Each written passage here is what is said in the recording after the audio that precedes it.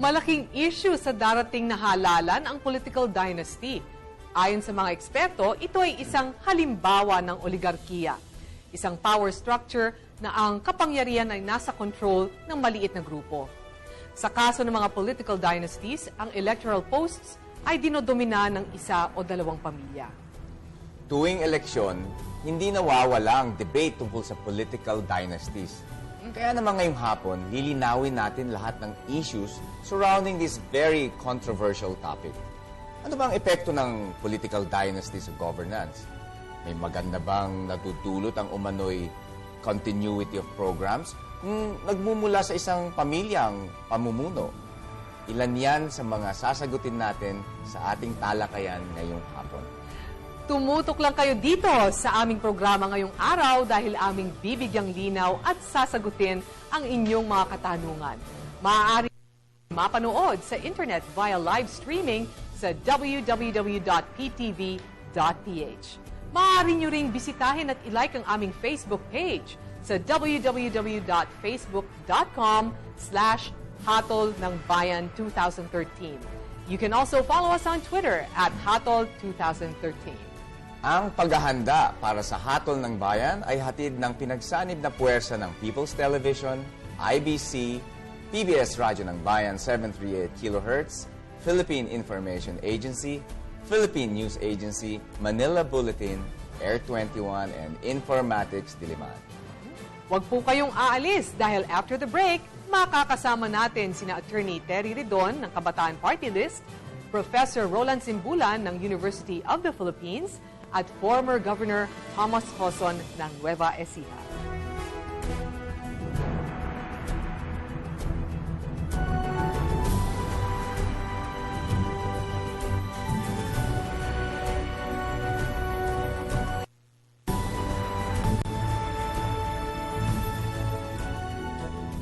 Noong sakupin ng mga Kastila ang bansa, ang kapangyarihan ay binigay lamang sa iilang mayayamang pamilya.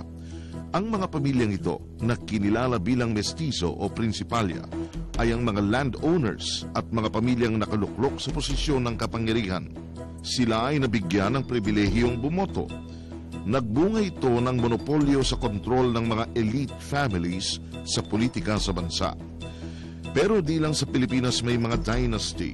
Mayroong Kennedy at Bush ang Estados Unidos, Gandhi ang India, Suharto sa Indonesia, at mga Razak ng Malaysia.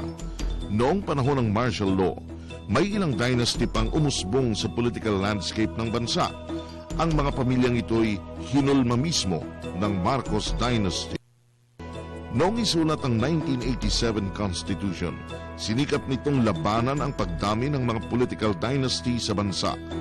Ayon sa Article 2, Section 26, the state shall guarantee equal opportunities for public service and prohibit political dynasties as may be defined by law. Ngunit may isang malaking problema. Hanggang ngayon ay wala pa ring malinaw na definisyon ng mga political dynasty. Ayon sa pag-aaral na ginawa ng Asian Institute of Management, 68% ng mga miyembro ng Kongreso ay mula sa mga political dynasties. Nakita pa sa pag-aaral na ito na mas mayaman ang mga politikong kabilang sa mga dynasty kumpara sa kanilang mga kabarong hindi miyembro ng dynasty. Idagdag mo pa rito ang malaking impluensya ng mga pamilyang ito sa lokal at pambansang ekonomiya ng bansa at makikita talaga ang kapangyarihang taglay ng mga dynasty.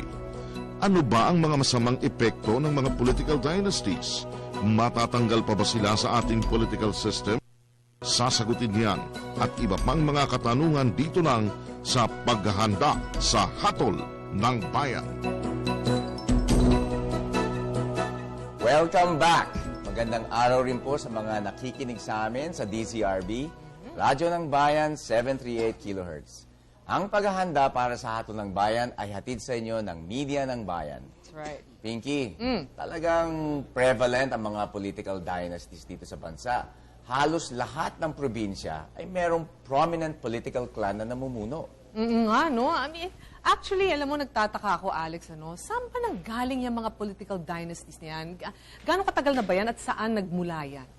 Sa tingin ko, napakatagal na yan. Or Oo yung nga eh. dynasty or political families. Kasi normally, pag may nanalong isang politiko, para manatili yung power nila o kapangyarihan nila sa distrito, nag-a-assign sila ng anak nila or ng kung sino mang kamag-anak para ituloy yung kanilang political hold of the district. Pero, di ba, yung iba naman, sabi nila, kasi maganda yung inumpisahan na nila doon, di ba? At mukhang happy naman daw yung mga constituents nila. So, what's the point of, having somebody else, take over when they can, di ba? Pwede nila ipamana yung kanilang Yan ang legacy. magandang pag-usapan mamaya. Oo Kasi nga. sa mga pro-political dynasty, yan ang kanilang argumento. Actually. Pero marami ring kontra at Yun nga marami eh. rin daw downside ang pag-ipatuloy natin ng political dynasty. Oh, naku, curious na Yan curious ang ako dyan. pag-uusapan Oo. natin. At para po tulungan tayo na himayin ang iba't ibang aspeto ng political dynasties, kasama po natin sina Professor Roland Simbulan. He is a Professor of Development Studies and Public Management at UP Manila College of Arts and Sciences. Siya rin ang UP Faculty Regent noong 2006 to 2007 at isang UP Centennial Professorial Chair Awardee. Ayan. Yeah. Siya din ay isang Senior Research Fellow ng Center for People Empowerment in Governance and the Vice Chancellor for Planning and Development ng University of the Philippines from 2001 to 2005. Simbulan has also authored 5 books on UP or U.S.-Philippine security relations. Magandang hapon, Professor Magandang Simbulan. araw sa inyo, Yes, Professor. welcome to the show. Yes. Yes. And of course, kasama niya si Attorney Terry Ridon, ang first nominee ng Kabataan Party List at National Chairperson ng League of Filipino Students. Siya rin ang legal counsel ng Kabataan Party List at Bagong Alyansang Makabayan, and I understand the estudyante dati ni Professor Simbulan, ano? Isa rin si Attorney Ridon sa naghain ng petisyon sa Supreme Court laban sa RA 10175 o ang Cybercrime Prevention Act of 2012. Ayan, magandang araw. Good afternoon. Yes, welcome to the show. And finally, we have former Governor Thomas Hoson. He has served as Governor of Nueva Ecija in 1992 to 1995 and 1998 until 2007 and is a member of the prominent Hoson political clan. Magandang araw po. Magandang hapon po. Yes. Alex, sa Marito, Yes. si Terry, at si Professor Simbulan. Yes, magandang araw sa inyo, no? Ang pag-uusapan po natin ngayon ay political dynasties, no? Actually, I've always wondered, no? And maybe Professor Simbulan could answer this question. Saan po ba nagmula ang mga political dynasties? Gano'ng katagal na ba yan? Actually, kung itetrace natin ang kasaysayan ng tinatawag natin political dynasties sa ating bansa, makikita natin nagsimula ito lalo na nung panahon pa ng mga Kastila no? Kasi yung mga Kastila nung sinakop tayo, niretain nila yung yung traditional structures, no? Okay. Sa lalo na sa local level. Kasi yung mga kaya nila ni-retain, yan yung parang reward nila doon sa mga naging kakutsaba nilang mga local local elites, no? Kasi yan ang naging reliable allies nila. Kasi kung tutuusin, iilan lang mga Kastila ang sumakop sa atin Okay. no? But yung power wielding elites natin, no, in various parts of the archipelago, of course wala pang nation noon, no, Filipino nation. Pero ang ginawa nila, and this became a colonial strategy, no? Hindi lang ng mga Kastila, pero ibang din, mga British, mga Americans. Maintain nila yung at the local level, yung structure, no? Hindi nila inalter, no? Kasi as a reward to those who cooperated or were co-opted, no? To the colonial regime, niretain nila yung kanilang power at the local level. Ngayon, yung mga pinaka-loyal sa kanila, binigyan pa ng maraming lupa. Kasi everything was declared royal property, no? Ng Spanish crown. Ngayon, yung mga talagang nagpakita ng sigasig na binigyan ng reward. Ngayon, itong setup na ito, hindi rin nagbago ng panahon ng Amerikano. Kasi although the Americans did some restructuring of their own, but sa colonial political setup natin, Pero by and large, halimbawa, nung inintroduce ng mga Amerikano using their model, no, supposedly, pero hindi naman exactly model nila, yung political parties dito. Kasi actually, yung formation ng political parties during the American period, it was their mechanism for co-opting the elites who were with the revolutionary resistance para ma-co-opt sila, no, to the side of the Americans, no. So nag-form sila in-encourage ang formation ng parties para yung political power i-share nila. Concentrated doon. Of course, yung political power na yun kontrolado ng mga Amerikano. Tapos nung in-introduce nilang suffrage dito, halimbawa, yung unang requirement nila for voting, yung the early years of suffrage in the Philippines, as introduced by the Americans, kailangan may lupa ka. So kung tsaka may literate ka. Kung wala kang lupa at hindi ka literate, pwedeng makaboto. Okay. So somehow na-reinforce 'yon, Yes. no? Na-reinforce 'yon. At imagine kung yung maraming mga ilang pamilya sa Pilipinas na matagal nang merong lupa at ari-arian, panahon pa ng Kastila, no? Tapos they were wielding political power. Yung generation after the other, nagkaroon ng series of succession. Yung hold nila ng economic power and political power. Kasi lalo na panahon ng Kastila, I can name some names, no, like yung Tuason family, for example, is a very good example. Nung panahon ng Kastila, later panahon din ng mga Amerikano, they were well rewarded with lands, no, with property, no. Halimbawa, dito na lang sa Metro Manila, ang laking ang reward sa kanila, sabi as far as you can go with your horse, no, that's yours. Ganon. Inano sa kanilang ganon, no. Right. So, you can imagine kung ganong situation, you have some elite families who have been there, cooperating with the tapos meron na silang economic power, tapos may political power pa binigyan yung members ng family. Mahirap i-alter yun. Kasi they're a political family in Nueva Ecija. So siguro yung mga higher-ups in the national government, they want to have some influence in Nueva Ecija. Sino palalapitan nila? Kung hindi yung local leaders, sila yung local leaders dun sa And Nueva Alex, same is true with yung struktura sa barangay kasi ganun din eh. Pupunta ka rin sa taong inakala mo that can deliver the votes. Diba? Yes. Sometimes, hindi na yung pinag-uusapan yung paano ba i-deliver. Diba? Kasi ang pinag-uusapan dito is votes eh.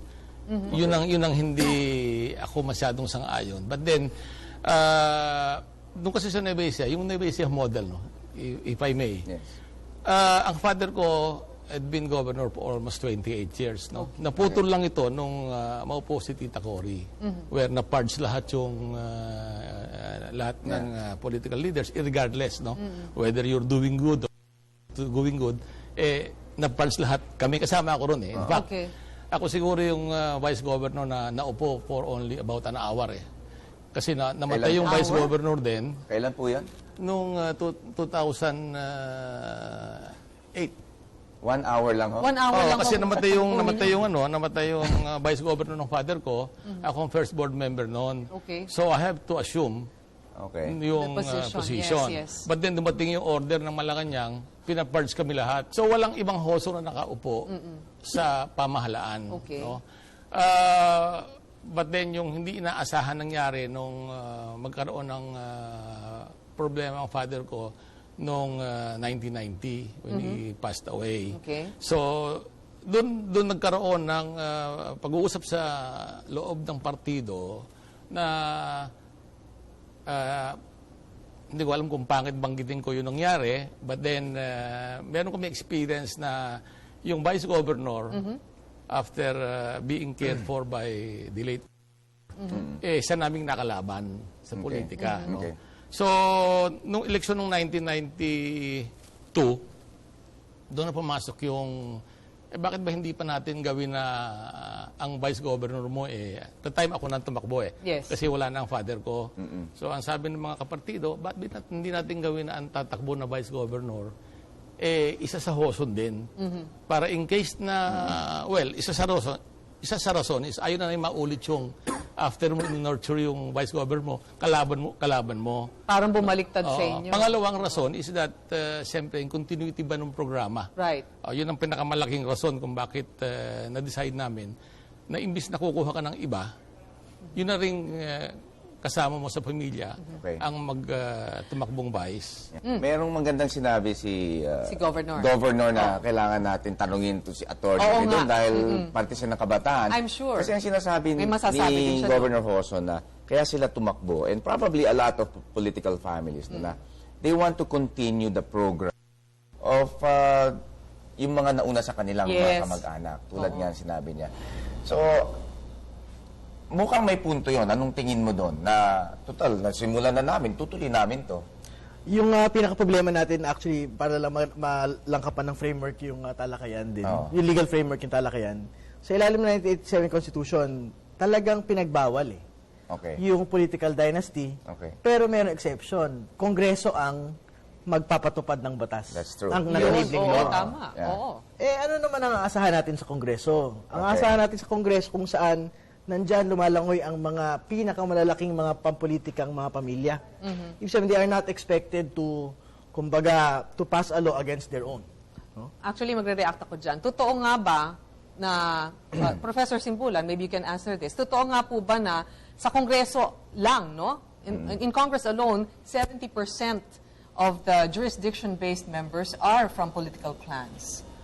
Is that possible? Yeah, actually, if you look at the families or the composition of Congress, no, this includes the Senate. Merong ganong pattern, no, na roughly mga almost 70% are or belong to political clans and dynasties. Na kung ano sila lang ano sa kanilang probinsya, sila lang ang nagpapali. Hindi ko naman sinasabi na sa isang probinsya isa lang ang clan, no? Yes. Because the pattern is that you have a few political clans and dynasties competing with one another. Tapos yung during election, sila lang ang nagpapalitan.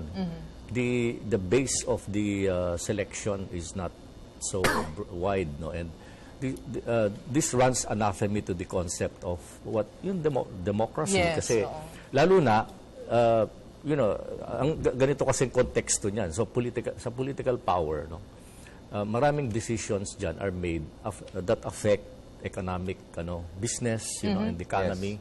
Now, if a certain family, and this addresses what you raised, no, anong masama dito?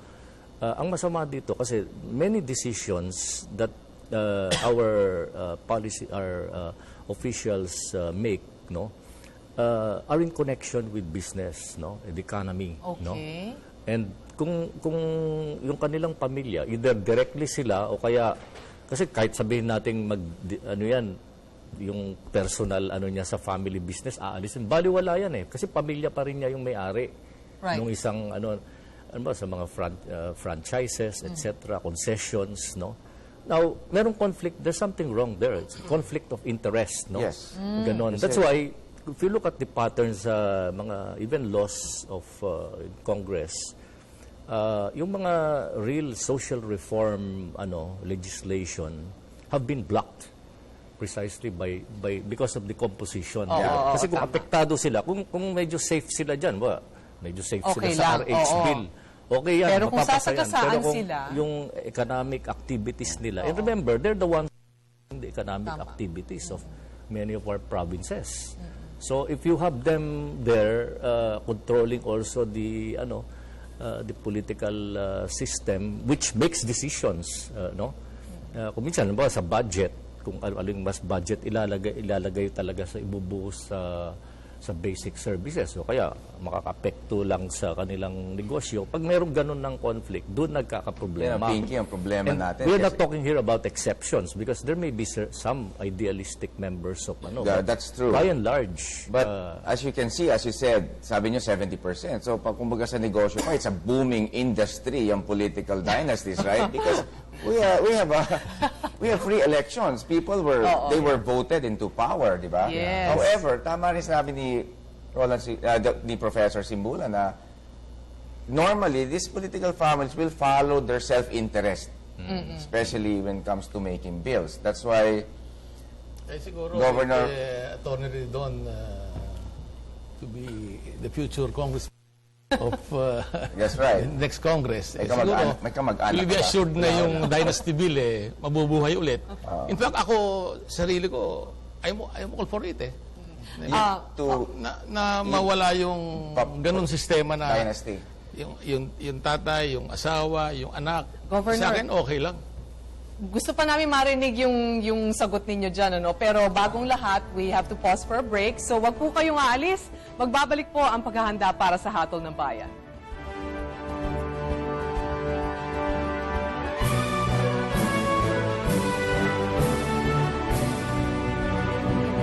Ang terminong political dynasty ay pumapatungkol sa sunod-sunod na pagluklok sa poder o posisyon ng mga politiko na galing sa iisang pamilya. Ito rin ay pumapatungkol sa oligarkiya, kung saan naman ang lahat ng kapangyarihan ng isang pamayanan ay pinanghahawakan ng iisang maliit na grupo o pamilya. Sa kasaysayan ng mundo, bago isinilang ang demokrasya, laganap ang dynasty ang otomatikong pagmana ng kapangyarihan ng hari o leader ng isang lahi sa kanyang anak o pinakamalapit na pamilya sa kanyang pagpanaw.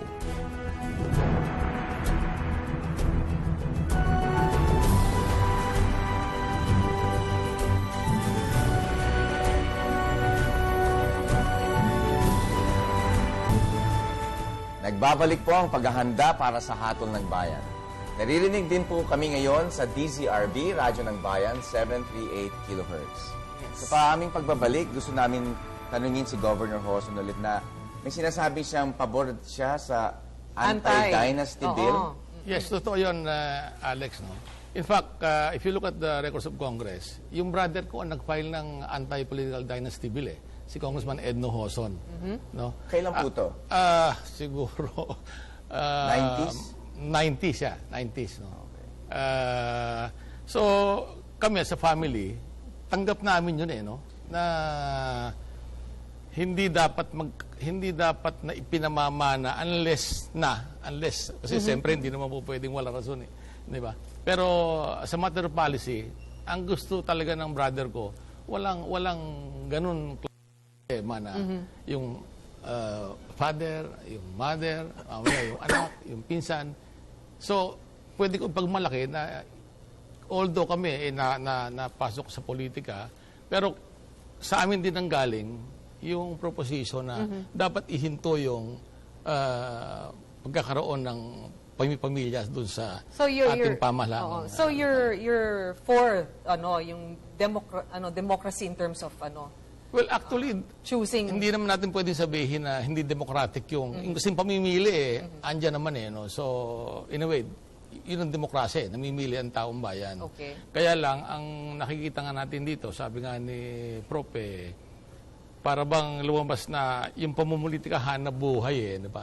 You try to control yung economic kung sa lugar, politika, ganun din. Ano tawag nyo? Kamag-anak Incorporated? Yeah, pero kung titignan natin, once na nawala yung isang political family, here comes nanalo na isang tao, halimbawa, na-dethrone mo yung andyan, pero after years, after election, let's say 2 elections, 3 elections, ando na rin sila lahat So talagang obligado meron talaga tayong batas na magsasabi na eto lang ang pwede. No? At saka ang nakita ko dito kasi, Pinky, yung pagkakaroon natin ng term limits. No? Right. So, sabi ko nga sa inyo, yung kasing legacy, lalo na kung magandang ginagawa ng nakaupo, ang asa isip niya palagi is gusto niyang yung kanyang nagawa Ipagpatuloy ng susunod. Oo, ng susunod na henerasyon. Definitely hindi mo ito makukuha kung ibang nakaupo kung ibang tao ang nakaupo. No? Pero po ba, yung term limits was there to control actually the Nakakatulong dynasties, right? ba? Nakakatulong ba? Attorney Ridon, di ba? Like congressmen can only have 3 terms. It's a way to control the dynasties to propagate. Pero nakita naman natin in the last few years, hindi ito nakapigil. Sa totoo lang, sa isang maliit na bayan, halimbawa sa Northern Philippines, kumbaga, palitan lang sila mag-asawa. Pag naka-3 termino na yung mayor, mayor yung asawa. Parang ganun At kumbaga, may pagtingin din ho tayo na indispensable sa survival ng political system din yung political dynasty. Kasi katulad po ng pinaliwanag po ni Professor Simbulan, talagang yan ho yung kailangan ng mga malalaking mga politiko para sa continuing foothold niya dun sa political power over the local governments. Okay. At importante yung local governments dahil sila yung magde-deliver ng boto pag gusto mo maging senador, gusto mo maging presidente. Kailangan mo yung suporta ng mga local governments at malaking problema po iyon. Attorney, sabi nyo kanina, nakasaad sa 1987 Constitution yan, di ba? Kaya lang, syempre, ang mag-e-enact nito into law ang Kongreso. Okay? Ano na nga bang estado niyan ngayon? Bakit sa tingin nyo parang they're sitting, seemingly sitting on it? May mga personal interests ba sila because of that? Ang status ng political dynasty bill ay status ng political stalemate. Okay. Ibig sabihin, wala talagang galawan ho ang mangyayari. Ang tingin ho namin, wala galawan na magaganap dyan. Ibig sabihin, bawat kongreso file ang mga progresibong mga party list ng anti-dynasty bill. Pero hindi ho yan, pero katulad halimbawa ng genuine agrarian reform bill, yung mga pro-people at talagang democratizing legislation. Yes. No? Kung saan pwedeng ma-curb yung political power of those already in power. Economic and political power of those already in power. Malaki ho yung talagang pagtutol ng mga nakaupo at well-entrenched na mga political units sa loob po ng Kongreso. Alam mo, Alex, I can't help but react to attorney's assertions. No? Parang anong nangyayari nito, parang chicken and egg situation siya. Yun nga, parang wala tayong nakikitang immediate na magiging resulta nito kasi, yun nga, apparently maraming masasagasaan dun sa bill na yon. So, parang that's the reason why they're sitting on it. What your thoughts? Di ba, Pinky, di ba pag nag-legislate ka, halimbawa, gumawa ka ng batas na pinipigilan mo isang tao na qualified naman tumakbo, hindi ba yun isang pag-ano sa karapatan bilang isang mamamayan? So, ito kasi konsyensya na siguro pinag-uusapan dito no? Kasi ang tingin ko, pag natin hinadlangan, ang isang pamilya o sino man tao na may karapatan under the law, na tumakbo, na ayon sa sinasabi ng ating batas tungkol sa pagtakbo, hindi ba pagsangka naman doon sa karapatan ng... Actually, magandang punto rin yun di ba? Kasi yun ang bumabangga doon they're free to run for public service. Right. Pero nakikita rin naman natin yung problema na pag nag-dominate ang isang political family sa distrito. Anong masasabi niyo? Yung dito sa isyong ito, we are operating on the premise that just because meron tayong elections or electoral process, demokrasya na tayo. Okay. No? That maybe the premise may be wrong that yung elections are operate in a situation where we have leveling of the Playing field. of Yes. competition. No? Right. But it is not in reality. No? Okay. Because kung ilang mga pamilya lamang ang may hawak ng kabuhayan sa mga probinsya natin, halimbawa, meron silang lahat ng opportunities and advantages over other competitors. Okay. No? Kasi unang-una kung may alam niyo naman ang election natin, no? Talagang money counts a lot, no? Even at the local level, no? Talagang maraming perang binubuhos diyan, lalo na kung national level ang labanan, no? Kaya the playing field is not really democratic, no? That's why and this competition has translated itself even in politics kasi yung mga galing dito sa mga mayayaman ng pamilya na nagkaroon ng oportunidad o mga incumbent sila, they na-enhance pa yung kanilang advantage kasi remember, if you have a position, every day na in office ka, meron kang exposure. Kahit na pera ng taong bayan, inaano mo sa proyekto, di ba, yung pera nila. Parang ikaw ang pinoproject dyan. And the media gives you projection because you're a public official. Meron ng ganong, so, the playing field is not really leveled, no? Talaga, no? Tapos, pag election pa, yung mga may ganyan, sila yung nakakabuhos ng pera.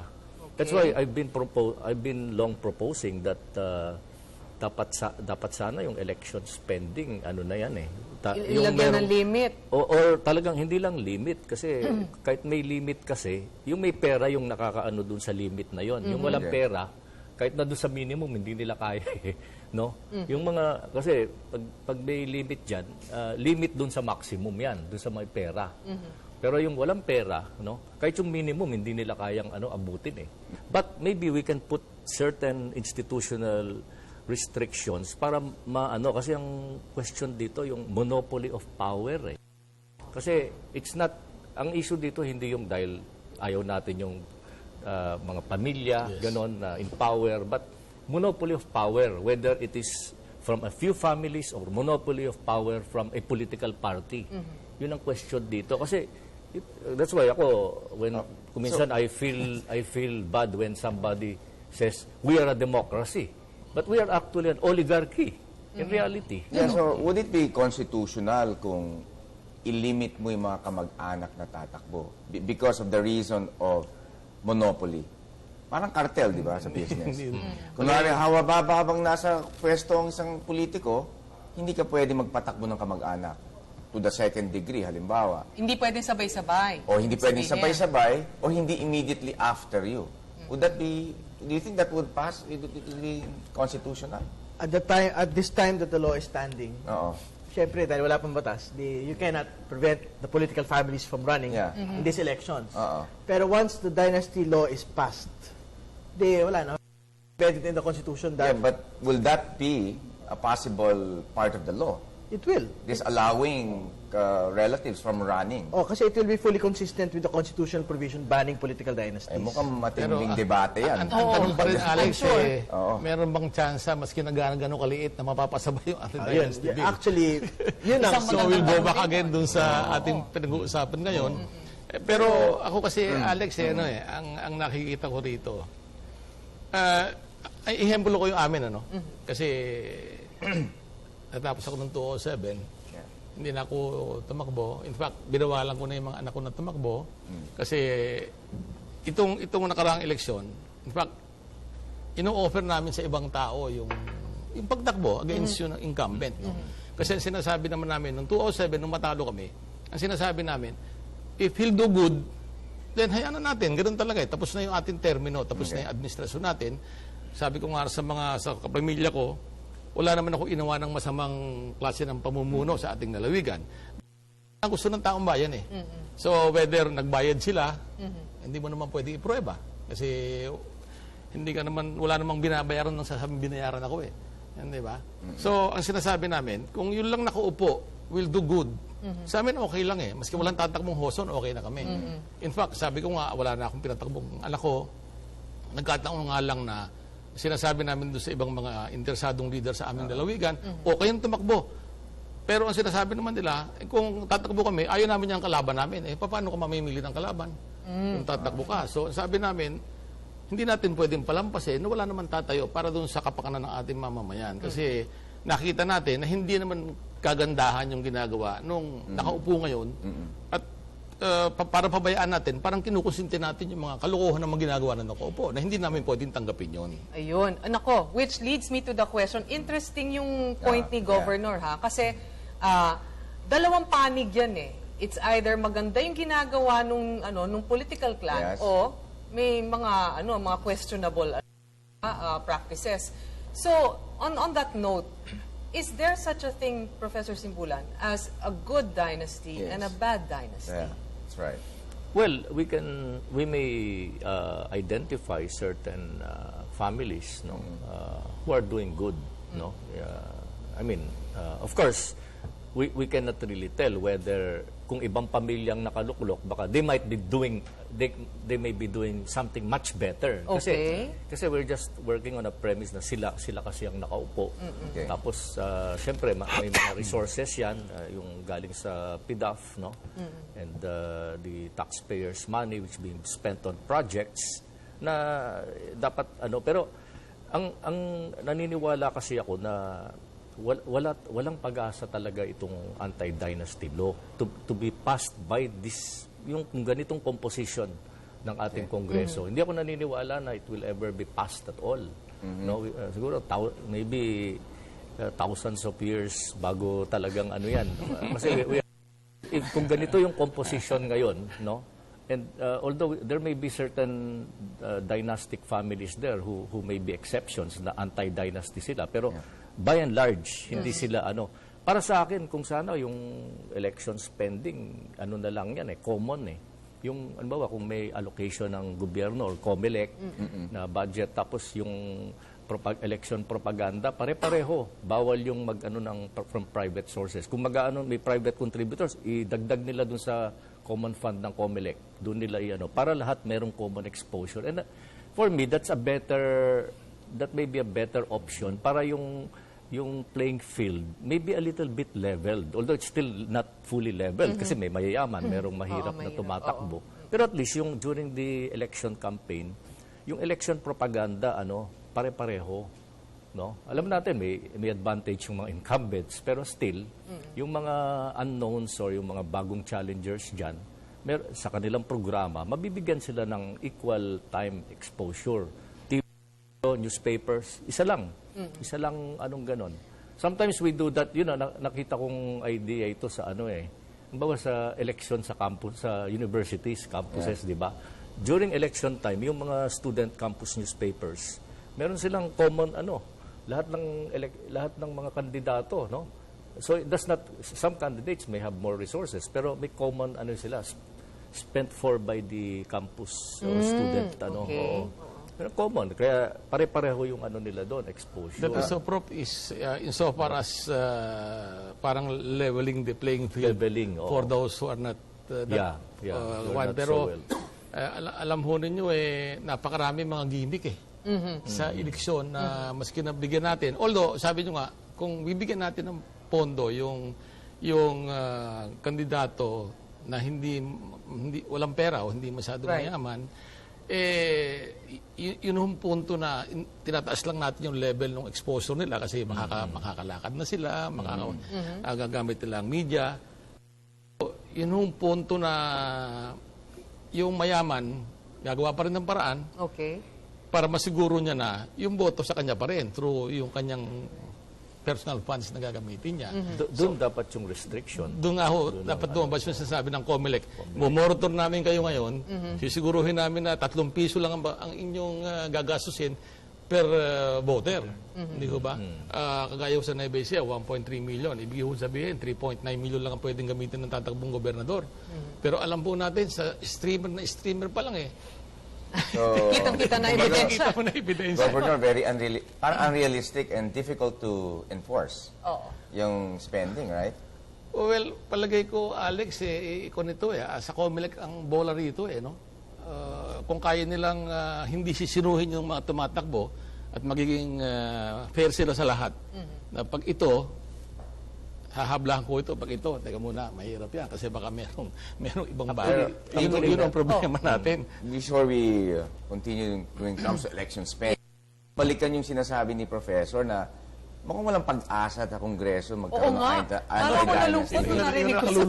Pero, natawagin rin doon kasi nasa Congress ka. Paano naman kung daanin natin sa plebisito o referendum, which is another way, right? Pwede rin. Di ba? Pero people's initiative. Pero kumbaga yung resources din para mag-implement ng isang people's initiative talagang rin yan, yung monetary resources na kailangan mo para mag-foist ka ng isang people's initiative. Mahirap din talaga sa actual. Yung pinakahuling people's initiative na meron tayo, yun nga yung failed people's initiative, pinondohan naman yun ng dating gobyerno, di ba? At pero kung halimbawa, kung maliliit na mga tao lang yan, baka mahirapan tayo kasi lahat ng mga probinsya, lahat ng mga munisipyo, lahat ng mga syudad, kailangan may pirma yung mga mamamayan. Pero yung sinasabi ko rin naman, siguro pag makapagbuo tayo ng talagang malawakan na kampanya, ibig sabihin ng mamamayan para sa anti-dynasty na laban, baka naman pwede. Maybe, are there actually legal grounds, against para ipagbawal yung political dynasty? At the moment, I'm just curious. At the moment, wala po talaga. Wala. Wala ho talagang batas. Ibig sabihin, it's just a principle in the Constitution, you mean?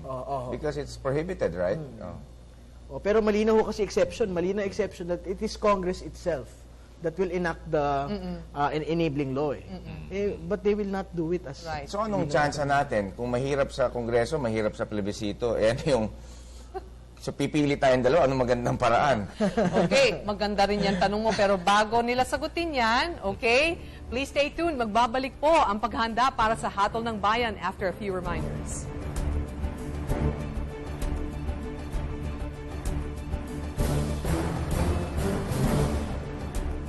Ayon sa Section 26 ng Article 2 ng Saligang Batas ng Pilipinas, dapat siguruhin ng Estado ang pantay na pag-uukol ng mga pagkakataon para sa lingkurang pambayan at ipagbawal ang mga dinastiyang politika ayon sa maaring ipagkahulugan ng batas.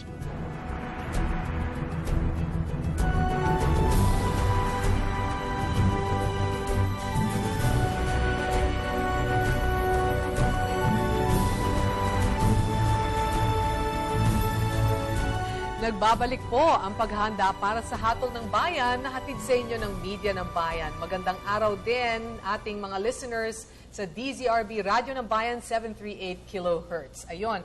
So, where did we Tinatanong stop? ko nga, kasi sabi ni Professor, mahirap pumasa sa present Congress. Yes, oo. Sabi naman ni Attorney Ridon, ang hirap naman Kung PI, mahirap din. magplebisito. Oo. Anong gagawin natin? Alam mo ninyo. Ako, parang pagtingin ko nga ako, parang baka nothing short of a revolution would, compel our people to really have a dynasty law. Kasi, alam mo nyo, yung mismong revolution Pero sanay lang, revolution, Delikado yan. Patayan yan. Kasi yung 1987 Constitution, it was placed, the provision on the political dynasties was placed there because of that revolution, of the 86 revolution. Okay. Baka, yun lang ako, pag hindi if they will not shape up, Okay. if they don't feel personally compelled to really enact this law, baka yun na lang talaga yung tanging maasahan ng mamamayan. At syempre, So for you, if you want to decide which way to go, do you push it in Congress or plebiscite? What's your take? we can push whichever ho Pero sabi naman ho sa bayan yan. Basta, Okay. ang tingin ko, Alex, basta to ipuso natin yung ating objective, okay yun. We must remember that yung 86 EDSA 1 revolution, Okay. yun ang nagluklok sa pwesto sa mga ampatuan. Kasi yung nung tinanggal yung sa Maguindanao, for example, na yung dating governor, ang pinalit doon yung Ampatuan Senior. At Okay. mula doon nagsimula ang Ampatuan Dynasty naman. Kung titingnan natin ang roots, kasi before that, they were almost nobodies in politics, itong mga Ampatuan. Okay. Pero nung niluklok sila dahil they happen to be in the opposition or anti-Marcos sila noon, doon nagsimula yung dynastic rule ng ngayon, anong solusyon dito kung hindi natin maasahan yung Kongreso to legislate against its own interests? Para sa akin, ang solusyon dito yung mag-concentrate tayo sa pagmumulat sa mga tao Yes. Because the only chance we have to counter the monopoly of power in practice ng mga ilang elite families, oligarchy na sinasabi ko kanina, challenge them with genuine political parties. Kasi yung political parties natin ngayon, they're really money machines, no? I mean, kung titingnan natin, hindi naman talaga based on platforms or principles. Tingnan yun, naglilipatan, una, tsaka itong tapos yung mga dating irreconcilables nagre-reconcile sa isang political party because they have no distinct political platforms.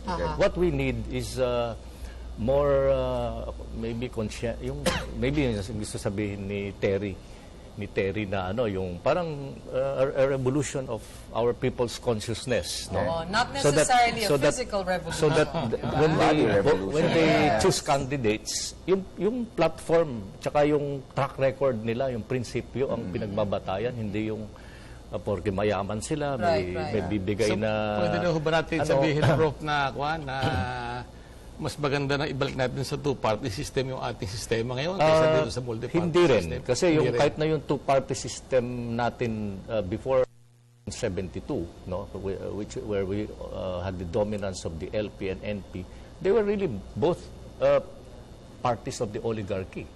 Eh si Marcos, nung tumakbo siyang presidente, and nationalista party, but he was one of the leaders of the Liberal Party before that. Nung hindi siya inaccommodate sa presidential, for the presidency, lumipat siya sa kabila, naging standard bearer. Anong klase yun? Alam mo nyo, hindi naman sa politika nangyayari yan. Kung titignan nyo, Prof, sa mga samahan lang ng mga Lions Club, Rotary, in fairness, di ko ba? Pakita nyo, pag hindi nanalo isa, natayo ng panibagong grupo, tatakbong Pangulo. So, dito wala naman itong hanap buhay. Serbisyo ito. How much more sa politika? Di ba? Pero ang sinasabi ko kasi, Professor, yung kasing, kung two-party system kasi, at least kung hihigpitan natin yung mga patakaran, yun yung turncoats pwede nating mailabas dun sa equation alam ko meron tayong turncoatism law na parang meron tayong batas na turncoatism. Turncoatism. Okay. So, Pagpalimbing. Di ba pagpapalimbing? So, kung dito ka, hindi ka basta pwedeng lumipat dito o kaya maghihintay ka ng ilang taon para maging qualified ka to run for any particular position. Hindi yung lilipat ka lang kasi andito yung opportunity, andito lahat yung resources na The two-party system, parang sinasabi ni Professor Simbulan, parang it's also controlled by political families. Yeah. It's oligarchic rin, di ba? They were, from the previous experience that we had, they were really alliances of political dynasties and clans. Yeah. And they were temporary, convenient alliances.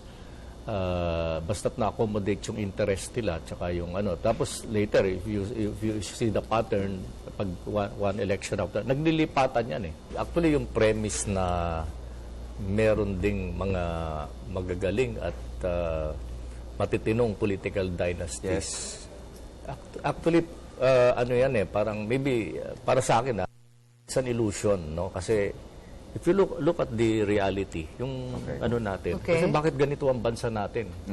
For the past so many years and decades, kontrolado ang politics natin sa Of course, visibly, makikita, sabihin natin, maganda yan. May tinayong ospital, may tinayong ganitong infrastructure.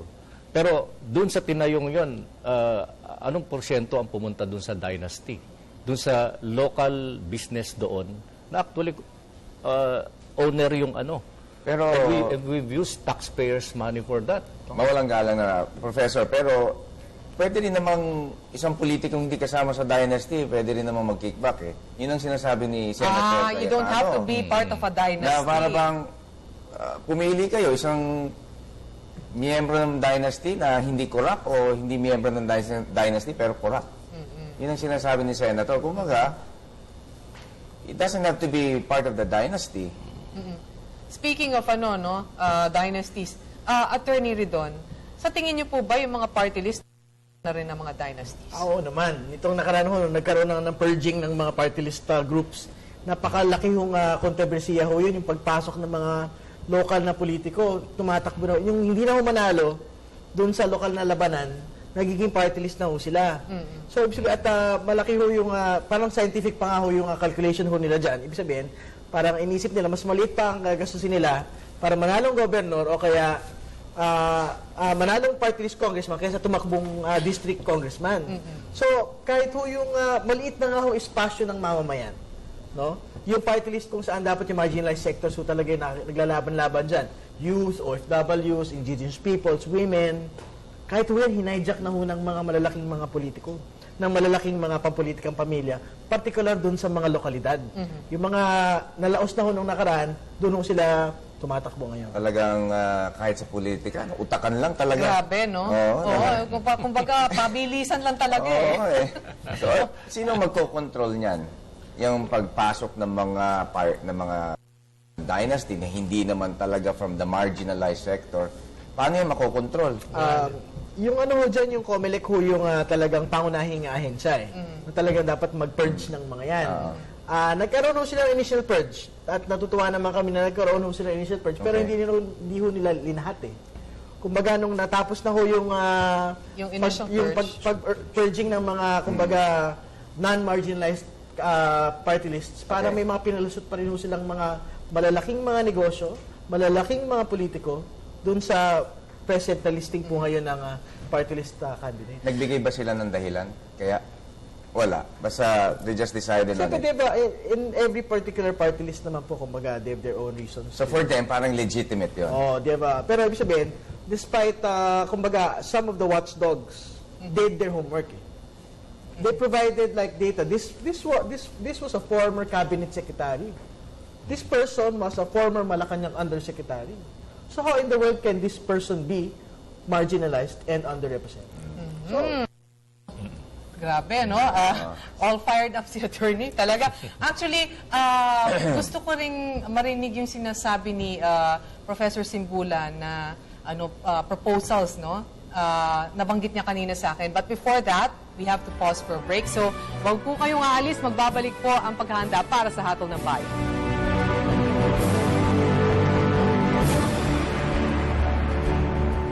Ayon kay dating Senador Chofisto Gingona Jr., noong 1987 ay ipinasa ng Senado ang Senate Bill No. 82 na kanyang ipinanukala sa 8th Congress. Ngunit hindi ito nagkamal ng nararapat na suporta mula sa Kamara, kaya hindi ito naisabatas. Sa 15th Congress naman, naghain din ng panukala si Senator Miriam Defensor Santiago, ang Senate Bill No. 2649, at ito ay nakasalang pa rin sa Senado.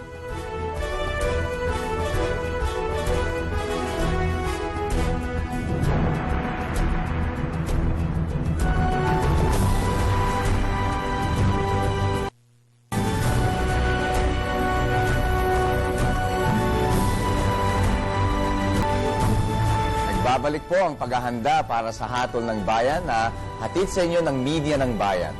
Napapakinggan rin kami ngayon sa DZRB, Radyo ng Bayan, 738 kHz. Pinky, Yes, Alex. may mga katanungan yata tayo sa mga viewers Actually, natin. we'll just breeze through these two questions and Okay. have them, whoever, answer. First is from Mina Iloilo. Paano ka pipili kung ang pagpipilian mo ay mga dating mukha o kamag-anak rin ng mga incumbents? At ang isa pang tanong ay from Alan, galing kay Alan ng Pampanga. Dadami ba ang mga tipo ni Among Ed na mananalo laban sa mga established political clans ngayong darating na eleksyon? So, your reactions please.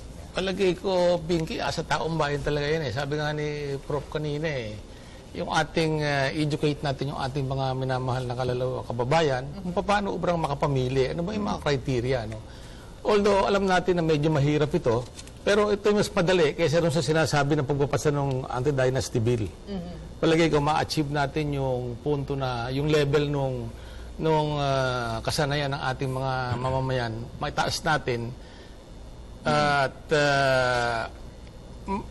magkaroon sila ng pagkakataon na limiin sino ba ang karapat dapat. No?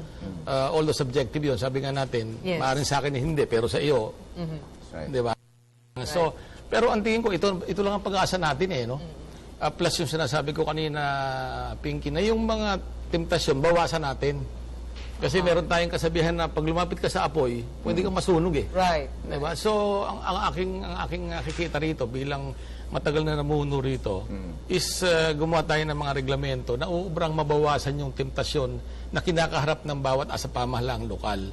Pangit sabihin na yung congressman kaya lang nandun dahil sa PDAP Hindi eh. Marami tayong mga congressman na talagang maganda ang kanilang layunin. Mga tapat. Oo naman. Oo. Ganon din naman sa gobernador, sa mayor, sa kapitan ng barangay, meron din. Pero talagang pag andyan ka sa posisyon na yan, talagang yung uubrang panggalingan ng temptasyon, napakalaki. So ang aking panukala palagi is, yung ating mga watchdog sana, masabihin, hindi, teka muna, hindi pwede yan. Although, yung leakages pwede nating i-cover yan, pwede nating sigurong bawasan yan. Pero hindi natin po pwedeng tanggalin lahat-lahat yung leakages na yan sa ating pamahalaan. Yung nangyari kina yung pagkapanalo Among Ed sa Pampanga, tapos si dating Governor Grace Padaka Yes. sa na naka 2 terms pa siya sa Isabela. Actually, mga exceptions ito sa current political structure natin na nakalusot. Kasi nga, sukang-suka na yung mga tao doon sa lugar nila. Tapos walang talagang alternative kundi sila tumayo. And despite all odds, kasi kalaban nila, may mga resources, may mga incumbents na kaluklok, tapos ang daming perang binuhos. Despite all odds, nakalusot sila. Okay. But there are exceptions actually Sa present, kasi palagay ko, yung dapat may institutional reform tayo sa electoral system natin. And maybe para maano yung leveling field nga eh.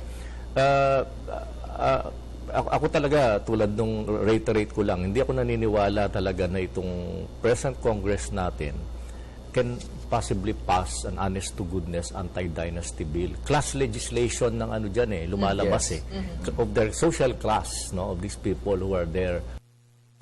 Dapat wag natin kalimutan yung fundamental issue din dito, wag pinag-usapan ng dynasty, yung conflict of interest. Okay, You see, yes. if your family, kasi no matter, sabihin mo, honest kayo, ang gaganda ng proyekto, lumilitaw, may hospital, gano'n. Pero ganun, yun talaga yung trabaho mo naman eh. When you're elected, you're supposed to produce those things. No? Right. Now, ang fundamental issue dito talaga, yung conflict of interest. Kasi if may yung business monopoly na kayo sa lugar nyo, tapos kayo pa rin ang may hawak ng political power, and you make decisions, no? You're made, talagang kasama sa functions mo yun eh. To make decisions regarding businesses, etc. Mahirap, parang unusual na they would go against their family interests, no? Kasi isa yun ang, wag natin kalimutan, isang malaking issue yun, no? It's a pattern, no? And we may have certain exceptions na mga anghel na politiko, but there were exceptions eh, no? By and large, yung human nature, greedy, lalo na kung ano sila, may monopoly of power. Kaya nga sinasabi ko, kung hindi natin talaga restrict ito through the anti-political dynasty bill at walang pag-asa ito, gawin natin, i-approach natin sa ibang level, no? Like yung nabanggit ko kanina, maybe these sa are election, proposals already? yeah, maybe sa election spending, maybe if the government can have a common fund or budget para yung exposure, yung talaga restrict na talaga yung totally yung election spending from private sources. Okay. Kasi nakaka-heighten ito dun sa uneven playing field eh. Uneven na nga yung playing field, tapos sa electoral process, yung may pera, sila pa yung nakakalamang. Sila na nga yung incumbent, sila na nga yung maraming negosyo. So, palagay ko, para maano ito, kung sana, and we have had experiences in other countries na yung election spending, yung state o estado ang nag-aano dyan. Common exposure, equal time, TV, radio, pati newspapers, tapos dyan parehong space, no? Parang plataforma nila. No? To give the newcomers or challengers chance naman to have themselves exposed equally, at least during the election time. Yun lang yan. Tapos, excited ako dito sa may mga ilang panukala na nakabimbim. Pero siguro, kailangan pang improve. Yung may mga panukalang batas regarding sa development ng political parties natin. Right. Kasi if we could set up institutions, maybe through a law, no? Na yung mga political parties natin will veer towards becoming more platform-based. Okay. No? At bawal yung palipat-lipat. Kasi kung may track record yung isang party na palipat-lipat, siguro dapat yan yung restrict eh. No? Yung mga parties talaga na merong consistent programs. Because that's what political parties are supposed to be. No? Para yung choice ng taong bayan dun sa plataforma nila, no? Yung talagang ino-offer nila, tapos may track record dito, no? May pinakitang yung mga miyembro at saka yung mismong partido. So when people vote for a certain candidate, just voting for that personality, no? Or that particular family, but binoboto nila plataforma ng talaga para pag nakaupo na yan, yung legislation niya talagang doon consistent doon sa ganung programa, hindi taliwas doon, no? And there are certain bills, actually final ng ilang congressmen, senators and congressmen, na ganun ang discourse diyan sa anong yan. And I think kung papaandarin ito, baka mas may better chance ito, no? Kasi even some dynastic families, no, want some kind of discipline sa mga parties nila. Okay. Kasi ayaw nila yung palipat-lipat na sila. Tsaka yung sa election spending, ngayon merong mga lugar daw na napakataas ng per voter eh, pag yung ginagastos nila actually, yung pag para sa bumibili ng boto. And this has affected even certain political dynasties kasi So, maybe if there is very strict restriction, tapos ng Ako may, political party system curious na- ako dahil si Professor Simbula nasa labas ng Kongreso, si Si Gov. Governor nasa executive, si Atty. Ridon nasa loob ng Kongreso Sa ngayon, di ba? legislature, So, oo.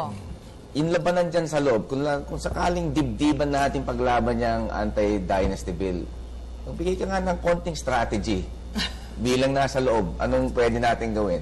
Well, merong successful project nito nakaraan yung mga party list tsaka yung ilang mga allies ito, yung RH bill na naging RH law na.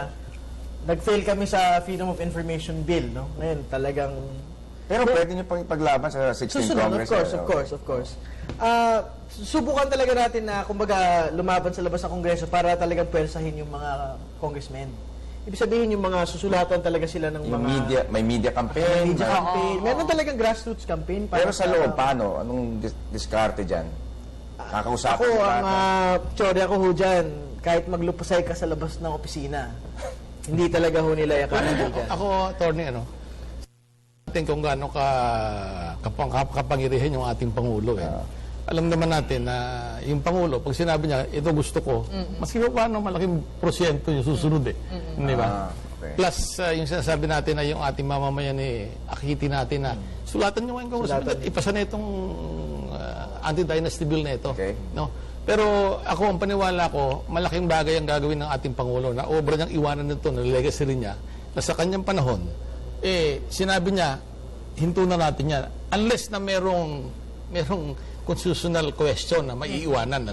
Pero kung ang pag-uusapang Kongreso at relasyon sa ating Pangulo, palagay ko, pag sinabi ng ating Pangulo, ipasa niyo itong anti-dynasty bill na ito, palagay ko, malaking bagay para doon sa mga congressman. Anong tingin mo ron? Halimbawa ho kasi yung pagkamatay ng Freedom of Information Bill ngayon. Para makita na kumbaga talagang they will not legislate against their own self-interest. Kasi kaya po ay ho, kumbaga, dyan po talaga masisilip kung ano ba talaga bang nagtatrabaho kayo na mabuti rito. Pero kahit pa paano, di ba? Pero ibig sabihin, umusad pero Kumbaga, pinapanood sa huling araw. it has a long way to Nasa go. second reading na ba? Pero alam mo, Hindi, tapos na ang Kongreso ngayon alam mo, Terry, Kampanya na bukas makadagdag lang ako. Kasi talaga medyo mahirap sa Kongreso yan Pero ang sinasabi ko kanina, meron tayong COA May ombudsman tayo Kung yung COA hindi nagiging kasangkapan para itago yung ginagawa ng isang nakaupo sa pamahalaan, nakabawas na tayo ng problema natin Pagkatapos yung ombudsman, kung hindi namimili ng kakasuhan, at talagang magiging pare sila ng pagtingin doon sa mayaman at mahirap. Kasi ang sinasabi natin dito ngayong Pinky ini-encourage natin na lumabas ang tao para magsumbong Right. Di ba? Oo, kaya nga may mga whistleblowers. Meron tayong whistleblower. Yeah. Pero ang sinasabi nga natin, paano ang isang ordinaryong mamamayan magsusumbong sa kanyang gobernador, magsusumbong sa kanyang city mayor? Paano gagawin niya sa buhay niya, isa siyang mahirap, saan siya kukuha ng abogado? Kasi kung yung mga sumbungan ng mga medyo kilalang tao hindi na aksyonan ng ombudsman Samantalang kung atin titingnan yung ombudsman, meron silang kung kailan ka dapat sumagot, kailan dapat sasagot yung kabila. Pagkatapos nun, dapat magdidesisyon na sila Pero nakita natin na minsan 5 taon, 7 taon, wala silang aksyon So ang sinasabi ko, kung hindi tayo makakuha sa Kongreso, dito man lang sa dalawang ahensya na banggit ko, palagay ko, madideter natin mababawasan natin yung leakage sa ating pamahalaan. Okay. Na obrang gamitin sa eleksyon para dapurakin naman yung wala. At least all isn't lost, kumbaga, Alex, di ba? Kumbaga, i-shotgun na natin lahat ng paraan, di ba? Exhaust all means, yes. And with that, we'd like to thank Professor Simbulan,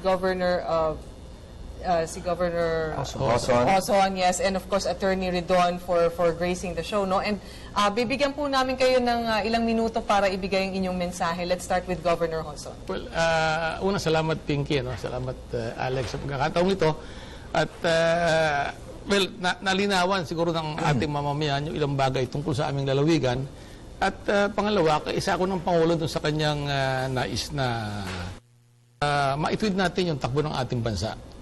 Ako'y tumanda na rito sa politikang ito, subalit Ngayon ko lang nakita na at least ang ating Pangulo ay merong ganong kataas na level ng kumpiyansa ng ating mamamayan na dapat masamantala niya. At sabi ko nga, ang magagawa lang dito ay katulungan yung mga ahensya ng gobyerno upang ating mapalabas yung mga tiwaling opisyal at nang hindi pinapamarisan. Yes. Okay. Thank you very much, Governor Joson. Si Professor Simbulan naman po. Well, just to sum up yung sinabi ko kanina,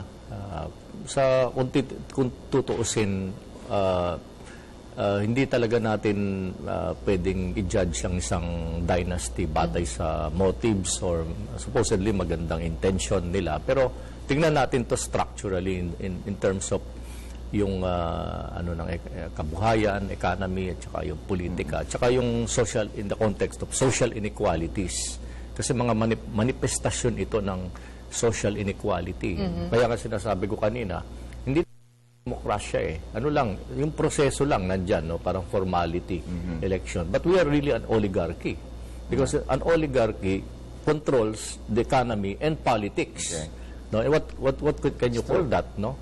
So, dapat siguro, lalo na sa darating na halalan, maging mapagmatsyag tayo, lalo na yung kabataan natin, malaki ang ngayon, mga percentage na mabotante, no? At gamitin natin yung bagong technologies ngayon, no, para i-monitor, i-document Mga social yung mga, networking sites. Yung hindi lang itong darating na halalan, mga katiwalian, pati katiwalian sa sa pamahalaan para bantayan yung ating pera, paano ginagamit. Transparency. No? Whether these are dynasties or not, yung mga ilang namamahala dyan. Bantayan natin at gamitin natin yung kapangyarihan na nasa atin. Dahil atin itong pamahalang ito. We should never forget that yung taxpayers, no, the boss, sila ayon kay Pinoy, the boss, no, boss, yung taong bayan, no, at bawat sentabo na ginagastos ng pamahalaan talagang pinagpawisan ng mamamayan yan. Kaya dapat bumalik sa kanila yung perang yan. Attorney Redon. Maraming salamat sa pag-imbita po sa akin at sa Kabataan Party List. Sa actual, siguro yung parting shot na lang ho namin talaga, dapat yung mga politiko ho na tingin nila good dynasty sila, dapat tigil na ho nila ho yun. Kasi yung mismo konstitusyon na yung nagsabi na hindi natin gusto ang pampolitikang mga dinastiya sa loob po ng ating bayan. No, ibig sabihin ho niyan, kumbaga, malaki ang primacy na ibinibigay ho natin sa people's participation, sa genuine democracy. Ibig sabihin, wala naman ho silang monopolyo sa paglilingkod sa sambayanan. So, dapat to, binibigyan ho natin ang lahat ho ng pagkakataon sa lahat ng mamamayan na makapag-participate sa ating pong electoral and political system. Right. No, kaya naman po, at malaking bahagi din po dyan, yung talagang pag-elect din po ng talagang mga tunay po na kinatawan ng mamamayan. Hindi siyempre, nandiyan naman. Buti nga ngayon may mga party list na rin At least sila yung talagang nag-represent ng marginalized. Pero hindi lang ho dapat from the margins nagmumula ang tunay, kundi mismo doon sa pangkabuang pampolitikang sistema. At simulan ho natin yan doon sa pagdurog na nga sa mga political dynasties. Okay, and with that, we'd like to thank all of you for gracing the show. Maraming salamat po. Huwag po kayo madadala. Thank you very much. Please stay tuned. We'll be right back after a few reminders.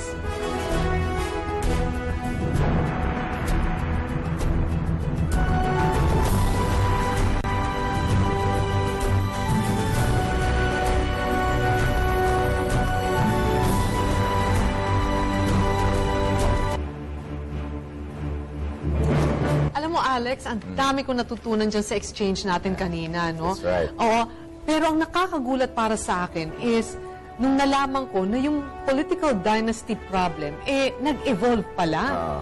From vertical, naging horizontal siya. Hindi lang siya dynasty, dapat ang tawag na kamag-anak, incorporated. Yun nga, Kasi di ba?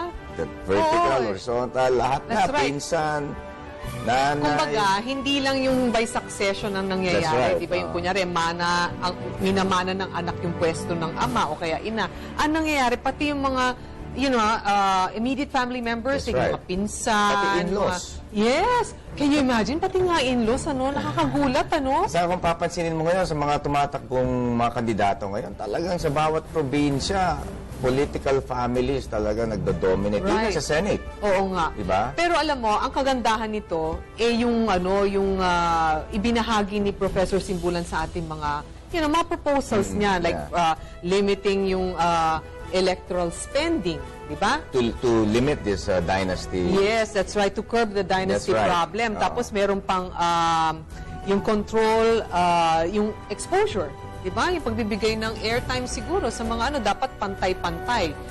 Kaya lang, hindi ko lang nasabi kanina pero isang problema dyan kasi sa limiting airtime, naman daw ang celebrities dyan dahil sa ka-incumbent. Yun naman ang kontra dyan Talagang Alam mo, masalimuot actually, yung sa usapan totoo yun, lang, kanina nag-uusap din kami ni Professor Simbulan, marami talagang mga gray areas itong issue na to. Yeah. Oo. Kahit na sabihin na natin, syempre, there is a need to curb it, pero parang hindi pa rin hindi pa rin talaga lubusang mabigyan ng solusyon kasi nga ang dami talagang balakid. That's right. Oo. Saka yung huli niyang sinabi, meron ko siyang sinabi about platform. Oo, Na dapat mga political parties, mas principle platform-based. and platform Oo, based. that's right. And of course, yung mga watchdogs, dapat talagang watchdogs. Exactly. Diba? Yun. So, marami pong salamat sa ating guest na sina Professor Roland Simbulan ng UP, Attorney Terry Ridon ng Kabataang Party List, at former Vice Governor Thomas Hoson ng Nueva Ecija for taking time off their busy schedules and sharing their thoughts and opinions about political dynasties. Ayon nga kay dating Presidenteng Abraham Lincoln ng Amerika, is he who thinks about the future generations, and a politician thinks about the upcoming election. Naku. Kaya, mga botante ngayong Mayo, bumoto po tayo ng tamang ngayong darating na halalan. Ako po si Alex Colet. And we'd like to thank Ergo Contracts Philippines for the tables and chairs used in our program. They are located at 2634 Rockefeller Street, Barangay San Isidro, Makati City. You can call them at 843-1177. You can also visit their website at www.ergocontracts.com. Ako po si Pinky Aceron. Patuloy po kayong magpadala ng inyong mga mensahe sa amin at magkita-kita po tayong muli bukas 3:30 hanggang 5 o'clock ng araw dito sa Telebisyon ng Bayan.